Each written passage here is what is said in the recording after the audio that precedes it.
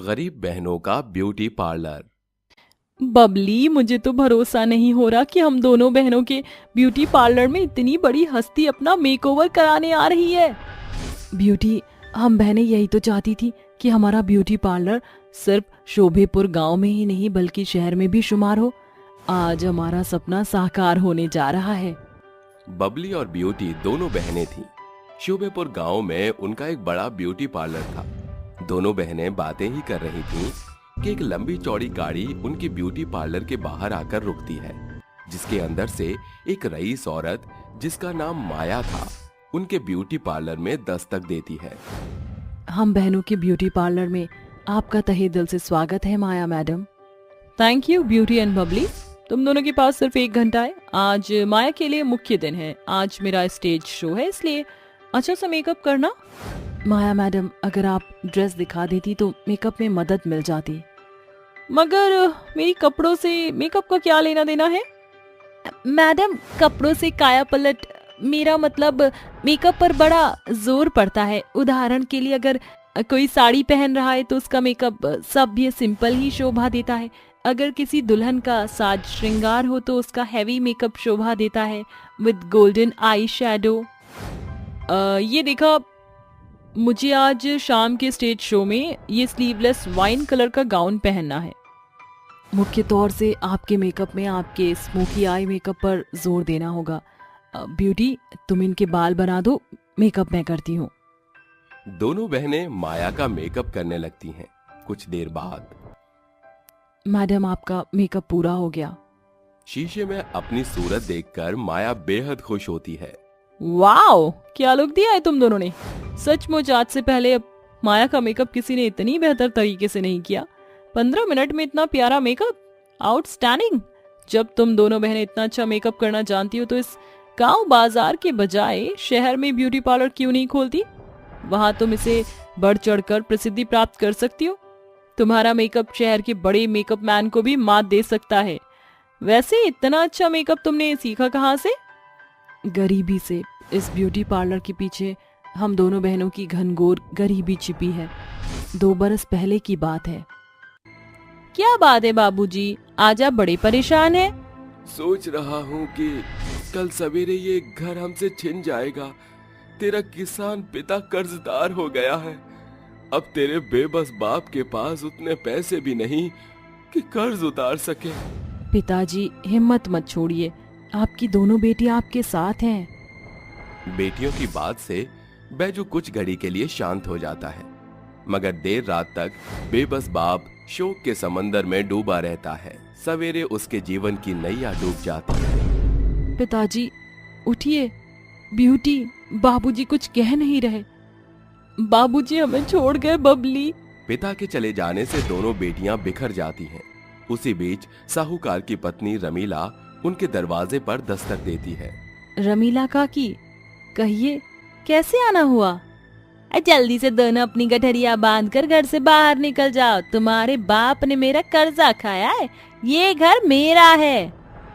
काकी, हम बहनों को बेघर ना करिए।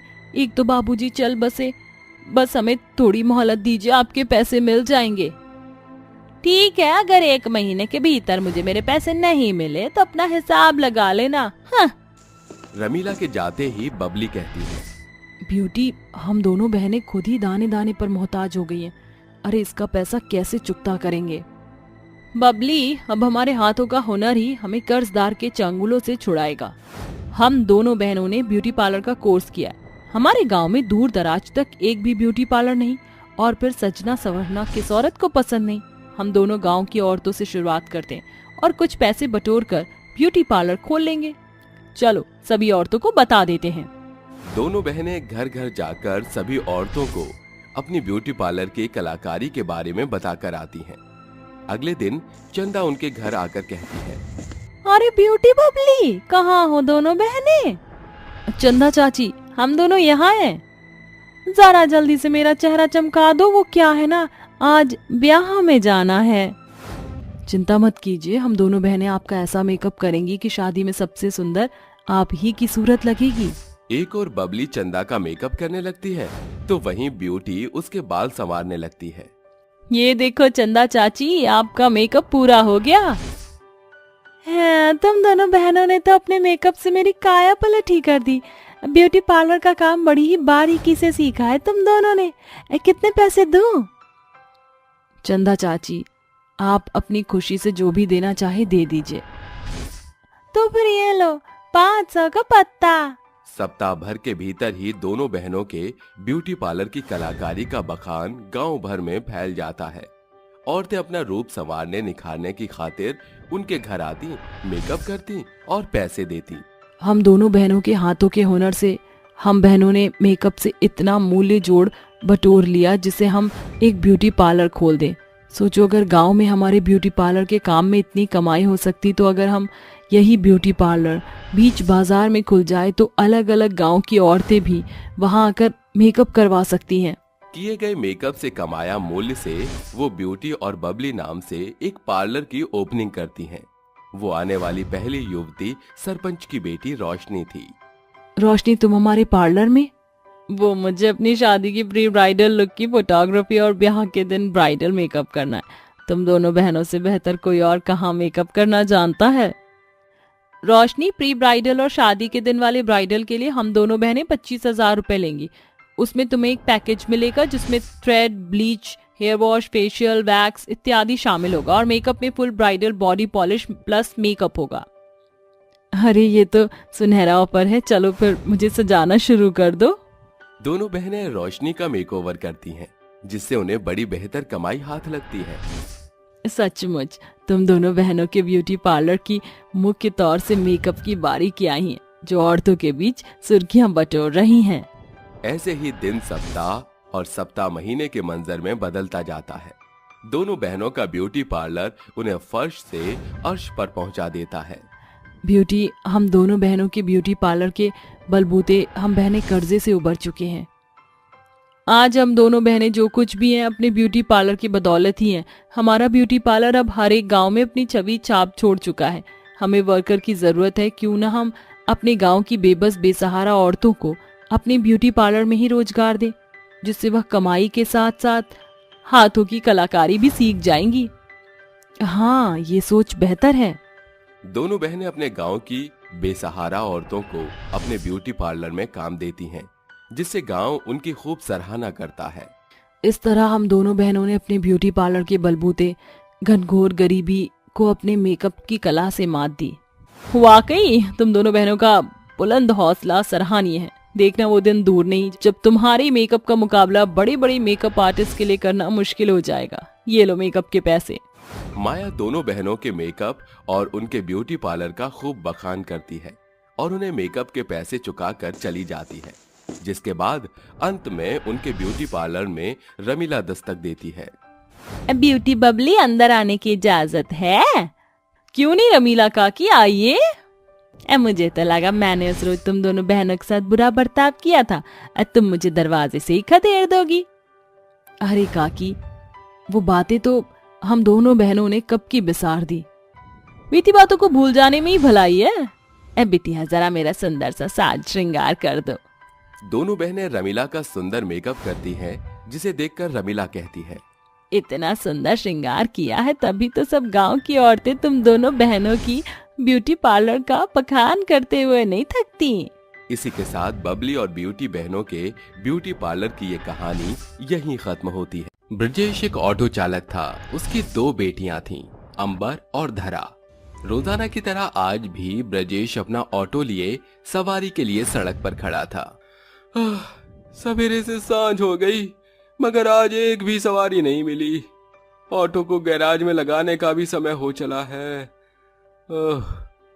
ब्रजेश निराश मन से ऑटो लिए गैराज की ओर अग्रसर होता है। तभी सामने से आ रही एक ट्रक का संतुलन बिगड़ने की वजह से ब्रजेश से बड़ा टकराव होता है। दुर्घटना में ब्रजेश के दोनों पांव लहूलुहान हो जाते हैं। लोगों की मदद से ब्रजेश घर आता है। यहाँ उसकी दोनों बेटियां कहती हैं, बाबूजी, आपके पैरों में ये गहरा घाव कैसे आया बाबूजी? तारा, बाबूजी बोलने की अवस्था में नहीं है। जाओ, जाकर बाबूजी के लिए जल ले आओ। दोनों बहनें अपने घायल पिता की सेवा बाड़ी ही कर रही थीं कि तभी रईस हंसराज आकर रूखे स्वर से कहता है, अरे ब्रजेश के बच्चे, कौन से चूहे के बिल में घुसकर बैठा हुआ है? चल बाहर निकल, आज तेरी खैर नहीं। क्या बात है अंकल? कहाँ है तेरा बाप? बुला कर ला उसे। मेरे ऑटो का पुर्जा पुर्जा तोड़ फोड़ दिया है। अरे उसके पैसे कौन चुकाएगा? सुन लड़की, जाकर बोल दे अपने बाप को, अगर 1 माह के भीतर मेरे ऑटो का हर्जाना नहीं चुकता किया तो तेरे बाप और तुम दोनों बहनों को इस घर से बाहर खदेड़ने में हंसराज जरा भी नहीं हिचकेगा। हंसराज के बुरे शब्द स्वर 12 साल की अंबर का दिल बुरे तौर से तार बघार कर देता है। अरे कितना बेबस बाप हो गया हूँ मैं। भरसक कोशिश के बावजूद भी मैं अपनी 2 बेटियों का भरण पोषण नहीं कर सकता। ऊपर से अब मेरे पांव अपंग हो गए, साथ ही कर्ज की कड़ी ने मुझे बांध लिया। बाबूजी चिंता मत कीजिए, अब आपकी दोनों बेटियां मिलकर इन बेड़ियों को काटेंगी। अगली सुबह दोनों बहनें काम की खोज में निकल पड़ती हैं। अम्बा दीदी, सवेरे से सांझ हो गई, हम दोनों बहनों को अब तक कोई काम नहीं मिला। धारा, ऐसी बात नहीं बनेगी, हमें रिहायशी इलाके का रुख करना होगा। दोनों बहनें भूखी प्यासी मौसम की मार झेलकर एक रईस एरिया में आकर दरवाजा खटखटाती हैं, जिसके भीतर से माया बाहर आती है। क्या काम है? मेम साहब, हम दोनों बहनों को कुछ काम दे दीजिए, हमारे बाबूजी बहुत बीमार हैं। क्या काम कर सकती हो? मेम साहब, हम बहनें चौका बर्तन से लेकर साफ सफाई का सारा काम जानती हैं। ठीक है, मगर कामकाज के बदले में मैं तुम दोनों बहनों को मात्र 2000 दे सकती हूँ। हमें मंजूर है मेम साहब। तो फिर काम में जुट जाओ, सारा फर्श अच्छे से चमकना चाहिए।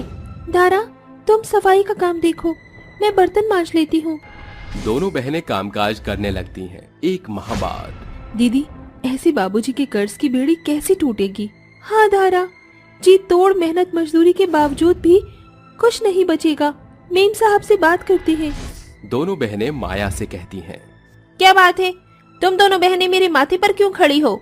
माया मेम साहब, हम दोनों बहनों को कामकाज करते 1 माह हो गया, हमारी पगार बढ़ा दीजिए। इतने में गुजारा भत्ता भरसक मुश्किलों से चलता है। अरे बरा गई हो क्या तुम दोनों बहनें?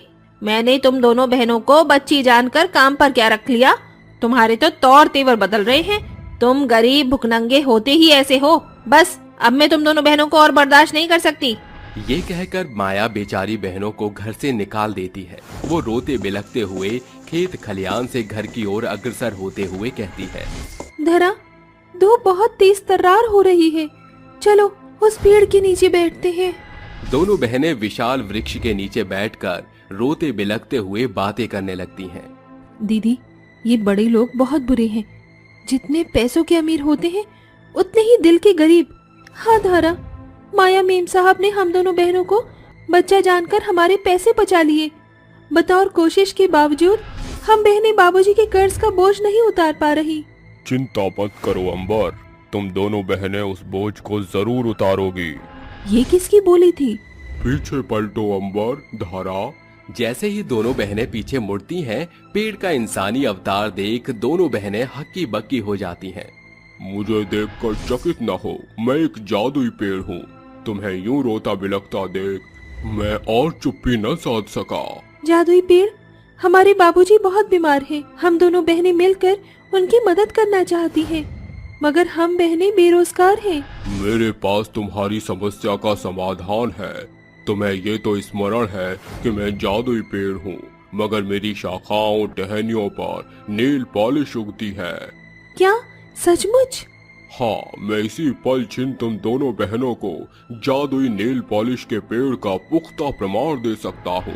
पेड़ अपनी आंखें बंद करके जैसे एक शब्द बोलते ही वो जड़ से लेकर तनों शाखाओं तक सुनहरी चमक से सराबोर हो जाता है, जिसके प्रत्येक शाखा पर चमचमाते भांति भांति के नेल पॉलिश निकल आते हैं। ओ, पूरी इन बहनों की ख्वाहिश उगाए मुझ में सैकड़ों नेल पॉलिश।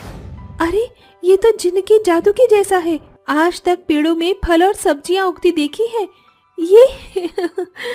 हाँ, ये नेल पॉलिश का जादुई पेड़ इंसानों की सोच से एकदम परे है। सब कुछ एक सपने सा लग रहा है। मगर मैं नेल पॉलिश का जादुई पेड़ जीता जागता प्रमाण हूँ। अंबर, धारा, जल्दी से नेल पॉलिश को तोड़ लो। जादुई पेड़ पर लगे नेल पॉलिश भांति भांति रंगों के नेल पॉलिश से परिपूर्ण थे। दोनों बहनें नेल पॉलिश तोड़कर उन्हें लेकर घर आती हैं। धारा, इन नायाब नेल पॉलिश से अब हम दोनों बहनों की बेरोजगारी खत्म हो जाएगी। हाँ दीदी, इन नेल पॉलिश की चमक धमक से सभी इन्हें पसंद करेंगे। इन्हें बाजार में बेचकर हमारी खूब कमाई होगी। दोनों बहनें जादुई पेड़ से प्राप्त हुए नेल पॉलिश को बाजार में बेचकर देर रात घर आती हैं। देखो दीदी, नेल पॉलिश के जादुई पेड़ से हमने इतने पैसे कमाए। धारा, हमको और नेल पॉलिश के लिए उस जादुई पेड़ के पास पुनः जाना होगा। दोनों बहनें जादुई नेल पॉलिश के पेड़ के पास आकर कहती हैं, ए जादुई नेल पॉलिश के पेड़, हमें तुम्हारी मदद की आवश्यकता है।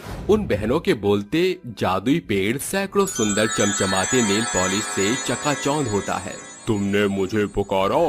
हमें और नेल पॉलिश चाहिए। मुझे पता था कि तुम दोनों बहनें मेरे पास आकर मुझे पुकारोगी। ये सारे सुनहरे नेल पॉलिश तुम ले जाओ। दोनों बहनें जादुई पेड़ से नेल पॉलिश तोड़कर उन्हें बेचती और प्रत्येक दिन जादुई पेड़ के पास आकर नेल पॉलिश प्राप्त करती। कुछ दिन बाद आज हम दोनों बहनों ने बाबूजी के कर्ज की बतौर बेड़ियां काट दी। धारा, इसका सारा श्रेय उस जादुई नेल पॉलिश के पेड़ को जाता है, जिसकी बदौलत हम दोनों बहनों के कर्ज की कड़ी कटी, बल्कि हमने अपनी गरीब गुमटी को घर में बदल लिया।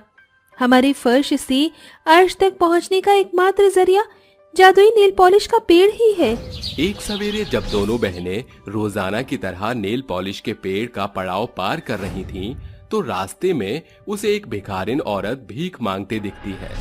अरे सुनो बच्चियों, मुझ बेबस भिखारन पर तरस खाओ, कुछ खाने को दे दो। मेरी दूध मुही बच्ची भूख से बिलबिला रही है। आंटी, यूं सड़क के बीचों बीच भीख मांगने से भला आप कोई कामकाज क्यों नहीं कर लेती? भरसक कोशिश करके देख ली बिटिया, मगर बेरोजगारी और भूख ने भिखारिन बना दिया।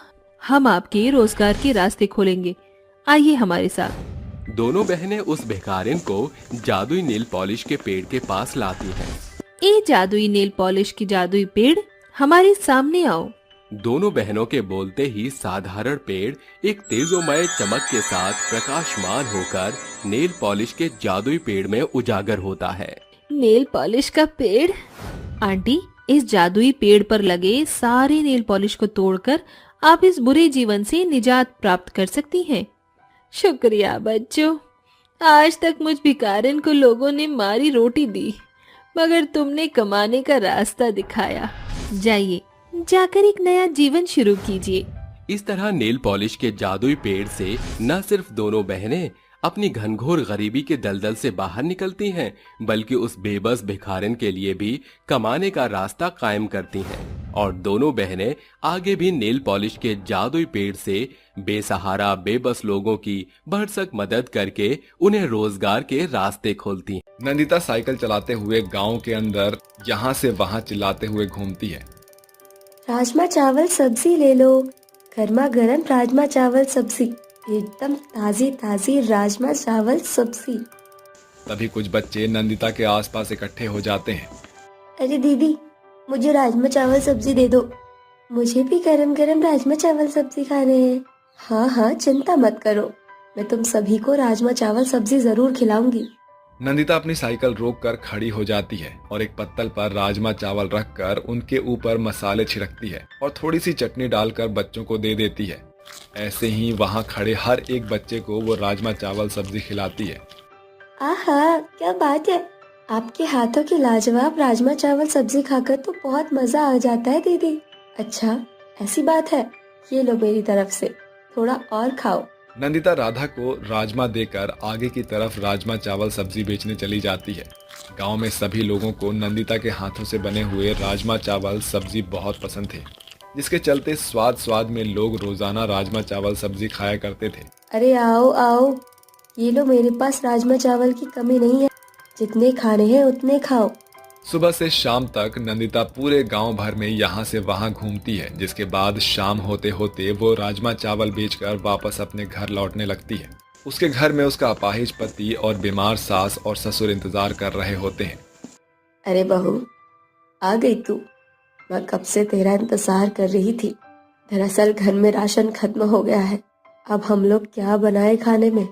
आप चिंता मत करो माँ जी, मैं जो पैसे कमा कर लाई हूँ उनमें से कुछ पैसों का राशन डलवा देती हूँ और बाकी के बचे हुए पैसों से आप लोगों की दवाई ले आती हूँ। नंदिता के आए हुए घर पर 5 मिनट नहीं होते हैं कि वो अपनी साइकिल को खड़ी करके राशन और दवाई लेने चली जाती है। राशन और दवाई लेने के बाद जब वो घर वापस आती है तो वो खुद ही सबके लिए खाना बनाती है। ओहो, राशन तो ले आई लेकिन गैस तो खत्म हो गई। अब मैं क्या करूँ? मुझे दोबारा से दुकान पर सिलेंडर भरवाने जाना होगा। नंदिता फिर से सिलेंडर भरवाने के लिए दुकान पर जाती है और सिलेंडर भरवाने के बाद वो खाना बनाना शुरू करती है। देखते ही देखते रात के 11 बज जाते हैं। अरे, आज तो समय का पता ही नहीं चला। अब सबको खाना परोस देती हूँ। नंदिता सबको खाना परोस देती है, जिसके बाद सभी लोग खाना खाने लगते हैं। अरे बहू, अरे खाना तो तूने बहुत ही अच्छा बनाया है बेटा। हाँ बाबूजी, आपने बिल्कुल सही कहा। नंदिता के हाथों में तो जादू ही है। वो जो भी बनाती है बहुत मन से बनाती है। कुछ ही देर में सभी लोग खाना खा लेते हैं, जिसके बाद नंदिता अपने पति और अपने सास ससुर को उनकी दवाई दे देती है और खुद भी सोने के लिए चली जाती है। अगले दिन जैसे ही सवेरा होता है, नंदिता अपनी साइकिल पर टोकरी बांधकर उसके अंदर राजमा चावल सब्जी रख लेती है और साइकिल चलाते हुए गांव में पहुंच जाती है। चावल ले लो, राजमा चावल सब्जी, एकदम गर्मा गर्म राजमा चावल सब्जी। आओ भाई साहब, राजमा चावल सब्जी खाओ। देखते ही देखते नंदिता के चारों तरफ गांव वालों की भीड़ इकट्ठा हो जाती है। ये सब देखकर गांव के बाकी के दुकानदार बहुत ज्यादा गुस्सा होने लगते हैं। अरे जब से नंदिता ने हमारे गांव में राजमा चावल सब्जी बेचना शुरू किया है, तब से हम सभी का धंधा बिल्कुल चौपट हो गया है। देखो जरा, जहां हमारी दुकान के बाहर भीड़ इकट्ठी रहा करती थी, अब वो सारी भीड़ नंदिता की साइकिल के आसपास खड़ी होती है। तेरी बात बिल्कुल सही है, लेकिन हम लोग कर भी क्या सकते हैं? वो एक औरत है और उससे हम जाकर लड़ भी नहीं सकते। लेकिन हम लोग उसके इस काम में बाधा तो डाल सकते हैं। लेकिन ये सब कैसे होगा? अरे मौका देखते ही आज की रात हम लोग इस नंदिता की साइकिल ही तोड़ देंगे। इसके बाद देखता हूँ ये कैसे गांव में राजमा चावल सब्जी बेचना शुरू करेगी। अरे वाह भाई, आइडिया तो बहुत ही अच्छा रहेगा। ना रहेगा बांस और ना बजेगी बांसुरी। सभी रात होने का इंतजार करने लगते हैं। जैसे ही रात होती है, वो मौका देखते ही नंदिता के घर के बाहर खड़ी साइकिल तोड़ डालते हैं। आखिरकार इसकी साइकिल टूट ही गई। चलो अभी यहाँ से चलते हैं, नहीं तो कोई हमें देख लेगा। बेचारी नंदिता की साइकिल तोड़कर वो सभी वहां से भाग जाते हैं। अगले दिन जैसे ही सवेरा होता है, नंदिता अपने घर के बाहर जब अपनी टूटी हुई साइकिल देखती है तो उसके पैरों तले जमीन खिसक जाती है और वो अपनी साइकिल को देखकर रोने लगती है। अरे ये क्या, मेरी साइकिल किसने तोड़ दी? अब मैं गांव में राजमा चावल सब्जी बेचने कैसे जाऊंगी? हे भगवान, ये सब क्या हो गया? नंदिता को कुछ भी समझ नहीं आता, जिसके बाद वो राजमा चावल सब्जी बनाकर अपनी टोकरी में रख लेती है और यहाँ से वहाँ घूमने लगती है। लेकिन साइकिल और पैदल चलने में बहुत अंतर होता है। जहाँ वो अपनी साइकिल से मिनटों में यहाँ से वहाँ पहुँच जाती थी, अब वो धीरे धीरे कुछ ही दूरी पर चल पाती है। भगवान, ये क्या, मैं तो बहुत ज्यादा थक गई हूँ। अगर इस प्रकार से राजमा चावल सब्जी बेचूंगी तो मेरी तो कोई बिक्री ही नहीं हो पाएगी। कड़ी मेहनत करने के बाद नंदिता केवल कुछ ही रुपए कमा पाती है और शाम होते होते वो वापस अपने घर लौट आती है। उसका उतरा हुआ मायूस चेहरा देख देवयानी उससे पूछती है, अरे बहू, क्या हुआ? इतनी परेशान क्यों है? नंदिता को ना चाहते हुए भी अपने पूरे परिवार वालों को उसकी साइकिल के बारे में बताना पड़ता है, जिसे सुनकर सभी लोग बहुत परेशान हो जाते हैं। तभी राजीव कहता है, काश मैं अपाहिज ना होता तो तुम्हें इतनी मेहनत करने की जरूरत ही नहीं पड़ती। आज मुझे अपने ऊपर बहुत तरस आता है। नहीं जी, ऐसा मत कहिए। भगवान ने एक रास्ता बंद किया है तो दूसरा रास्ता भी जरूर खोलेगा। नंदिता खुद तो अंदर से टूटी हुई थी, लेकिन फिर भी वो अपने परिवार वालों को हौसला देती है। अगले दिन जैसे ही सवेरा होता है, नंदिता फिर से राजमा चावल सब्जी बनाकर टोकरी में भरती और बेचने के लिए निकल जाती है। कुछ दूरी पर चलने के बाद उसे एक पोस्टर लगा हुआ दिखाई देता है। अरे वाह, ये तो कुकिंग कंपटीशन है। अगर मैं इस कंपटीशन को जीत जाती हूँ तो मुझे पूरे 10 लाख रुपए का इनाम दिया जाएगा। नंदिता उस कंपटीशन में हिस्सा ले लेती है, जिसके बाद कंपटीशन वाले दिन नंदिता वहां खड़े सभी अच्छे घर के लोगों के साथ कंपटीशन की लाइन में खड़ी होती है और उन सभी को देखकर नंदिता अपने मन ही मन में सोचती है, ये सभी तो बहुत अच्छे लोग हैं, इन्हें तो मुझसे अच्छी कुकिंग आती होगी। पता नहीं इस कंपटीशन को मैं जीत पाऊंगी या नहीं। बेचारी ऐसा सोच ही रही होती है कि तभी उन सभी को कुकिंग करने के लिए बुला लेते हैं। नंदिता को कुछ समझ ही नहीं आता, इसलिए वो राजमा चावल सब्जी ही बनाना शुरू कर देती है। देखते ही देखते पूरे कंपटीशन में राजमा चावल सब्जी की खुशबू चारों ओर फैल जाती है। जैसे ही जजेस नंदिता के राजमा चावल सब्जी का टेस्ट करते हैं, वो राजमा चावल सब्जी खाकर बहुत ज्यादा खुश हो जाते हैं। यहाँ पर आए हुए सभी लोगों ने महंगे से महंगे डिशेस बनाई है, लेकिन तुम्हारे हाथ के बने हुए सस्ते राजमा चावल सब्जी सबसे स्वादिष्ट हैं। इस कंपटीशन को तुम जीत चुकी हो और इस कंपटीशन के चलते तुम्हें पूरे 10 लाख रुपए का इनाम दिया जाएगा। ये सुनते ही नंदिता बहुत खुश होती है, जिसके बाद उसे पूरे 10 लाख का इनाम दे दिया जाता है। नंदिता कंपटीशन से मिले हुए पैसों से अपनी साइकिल ठीक करवाती है और अपने लिए एक अच्छा सा मकान बनवाती है। वहीं दूसरी तरफ वो अब एक राजमा चावल सब्जी का ढाबा भी खोल लेती है और अपने जीवन में खुशी खुशी रहने लगती है।